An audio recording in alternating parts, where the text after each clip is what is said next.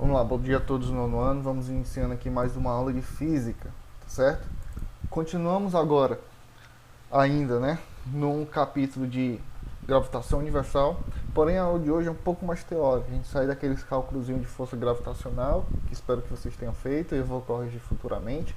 E a gente entra agora numa aula mais teórica sobre gravitação universal, sobre alguns conceitos, algumas nomenclaturas, que é extremamente importante que você aprenda, tá?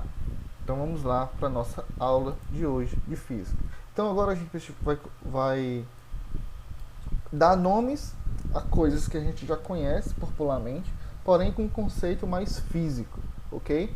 Vamos lá.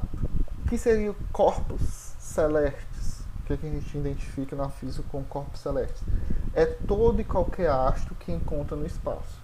Então todo e qualquer astro, todo qualquer objeto que se encontra no espaço chamamos de corpos celestes, tá? A ciência que estuda o universo é a astronomia, ou seja, a astronomia é um campo da física que estuda apenas o universo. A física tem vários campos e a astronomia é aquela que estuda o universo, tá? Mas existem outras ciências que contribuem para o aprimoramento e conhecimentos do universo também.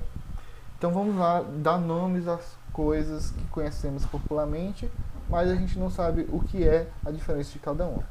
Primeiro, o que seria os asteroides? Então os asteroides são corpos celestes detentores de um tamanho reduzido, se comparado a um planeta, encontram-se na órbita do Sol e na maioria dos casos estão situados no cinturão de asteroides próximo a Marte e Júpiter. Então Marte e Júpiter é onde encontram os maiores cinturões que estão localizados os asteroides. O que são os cometas? Note que tem diferença de asteroides e cometas. Os cometas são considerados corpos celestes que possuem um tamanho pequeno, ou seja, menor do que os asteroides. Realizam deslocamentos também em torno do Sol, certo?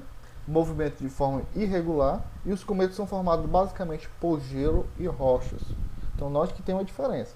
Então os cometas também se deslocam bastante ao redor do Sol, e a maior parte dos cometas são formados por gelo e rochas. É de extrema importância que você saiba identificar isso. Vamos lá continuar. O que são as estrelas? Já vimos asteroides, já vimos cometas. E o que são as estrelas?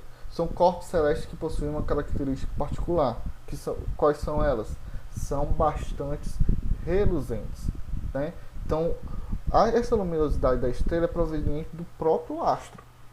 Sabemos que, por exemplo, a Terra e outros planetas não têm iluminação própria, recebem iluminação do Sol. Porém, a estrela, em particular, ela possui iluminação própria, né? São bastante reluzentes, que é o que a gente consegue ver aqui da Terra quando olhamos para o céu. Então, um conjunto de várias estrelas chamado de constelação, e aí existem as várias constelações que conhecemos, né? Principalmente as constelações zodíacas de Áries, Touro, Gêmeos, Câncer. Então, todos esses nomes são de constelações zodíacas formadas por estrelas. Então, o conjunto de estrelas é chamado de constelação, tá certo? O que são os meteoritos? Vimos asteroides, cometas, estrelas, e agora o que são os meteoritos? São corpos celestes de pequeno porte, bem menor que os demais, que giram em torno do Sol, certo? Quando esses meteoritos entram na atmosfera terrestre, é conhecido popularmente de estrela cadente. Então acredito que você já tenha visto esse nome, estrela cadente, filmes, certo? Então o que são as estrelas cadentes? São meteoritos. Então quando esses meteoritos entram na atmosfera terrestre, e quando ela entra, ela adquire uma velocidade muito grande.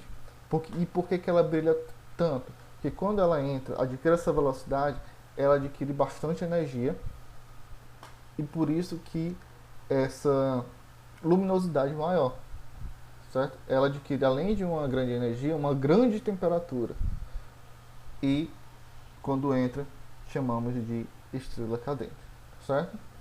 E por último, corpos celestes mais conhecidos são os planetas, certo? Ele se distingue pelo seu tamanho e massa e temperatura. Então, cada planeta tem suas características, tem a sua massa, tem a sua temperatura específica. E são astros desprovidos de luz própria. O que é isso? Foi como eu expliquei. Os planetas, eles não têm luz própria. Toda essa luz que a gente recebe durante o dia, né, é proveniente de raios solares. Se não existisse o Sol, a Terra era um planeta completamente escuro, assim como os outros planetas, porque não possui luz própria como as estrelas. Então toda essa luz que recebemos é proveniente do Sol. Tá? Então juntamente com a Terra existem outros planetas, que eu acredito que vocês já sabem quais são os planetas, né? Mercúrio, Vênus, Marte, Júpiter, Saturno, Urano e Netuno. E uma observação bastante importante, para quem ainda acha que Plutão é um planeta. Plutão não é mais planeta. Ele foi deixado de ser planeta por meados de 2016. Tá bom? Então vamos lá. Outras duas teorias importantes quando estudamos gravitação universal. Hoje já temos bastante informação, bastante imagem, bastante vídeo do que é o universo, como o universo funciona. Mas nem sempre foi assim. Antigamente, existiu duas teorias que foram muito defendidas por alguns cientistas e, posteriormente, algumas teorias foram descartadas pelo óbvio, né? Então, a primeira teoria foi chamada de geocêntrica. Os primeiros estudos de cientistas do universo tentando entender o universo, como os planetas se movem, como é que o planeta gira em torno do Sol ou não, ou como esses planetas não caem do universo, eles continuam ali girando, a gente não tem essa sensação de queda. Então foram várias teorias levantadas e defendidas por alguns cientistas. A primeira delas, pessoal, é a geocêntrica. Gravem bem esse nome, geocêntrica. Então, esse cara que criou essa teoria foi Ptolomeu. Então, Ptolomeu, ele pegou uma era cristã, onde tudo que fosse contra as ideias da igreja eram descartadas. Então, por isso que essa teoria existiu. O que é que essa teoria existiu? O que é que essa teoria disse, na verdade, né? Ela dizia que a Terra era o centro do universo. Então a gente tinha a Terra e tudo que tinha no universo, Sol e os outros planetas, tudo girava em torno da Terra. Então assim, a igreja pegou essa ideia, onde a Terra era o centro, e começou a defender ainda mais ela. E tudo que vinha contra essa ideia era abafada pela era cristã, porque eles queriam acreditar que a Terra era o centro do universo. Então Ptolomeu, através de alguns estudos, claro, equivocados, chegou a essa ideia. E por muito, muito tempo ela foi defendida, certo? Mas, porém, a gente não pode dizer que era erro científico. Ele apenas estudava com o que ele tinha à disposição. E a gente sabe que antigamente a gente não tinha muitos equipamentos de observação muito precisos. Então, o que ele tinha à disposição, ele conseguiu confeccionar, né, essa teoria. E a igreja, tendo uma era cristã muito forte, atuando muito forte na sociedade, aproveitou para defender ainda mais.